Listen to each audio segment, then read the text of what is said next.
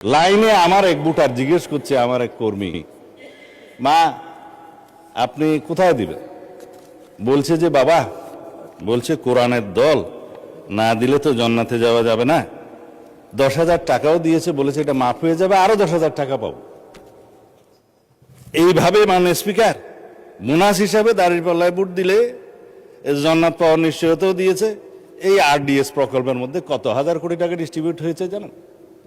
22,000 কোটি টাকা ডিস্ট্রিবিউট হয়েছে। 11,000 কোটি টাকা আগে দেওয়া হয়েছিল। এই 5ই আগস্ট 2024-এর পরে নির্বাচনের এই বৈতরণী পার হওয়ার জন্য আরো 11,000 কোটি টাকা দেওয়া হয়েছে, এর কোনো হদিশ নাই। তবে একজন নারী ভোটারের কথা তো বললাম, ভোটের আগে আমরা প্রায় সময় দেখছি মাননীয় স্পিকার, আমরা তো লেজিটিমেট গভর্নমেন্ট, ভোট টুট পেয়ে জনগণ আমাদেরকে এখানে বসিয়েছে, কিন্তু ইলেকশনের দিন পর্যন্ত আমরা একটা ফেসবুক গভর্নমেন্ট দেখেছিলাম মাননীয় স্পিকার, প্রচারণার মাধ্যমে।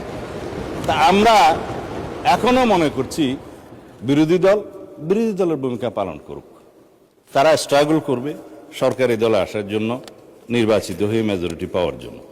কিন্তু বারে বারে এইভাবে প্রচারণা, পর্দার আড়ালে প্রচারণা, পর্দার ভিতরে প্রচারণা ইত্যাদি চালিয়ে মানুষকে বিভ্রান্ত করে মাননীয় স্পিকার আমরা বোধহয় খুব বেশি এগোতে পারবো না।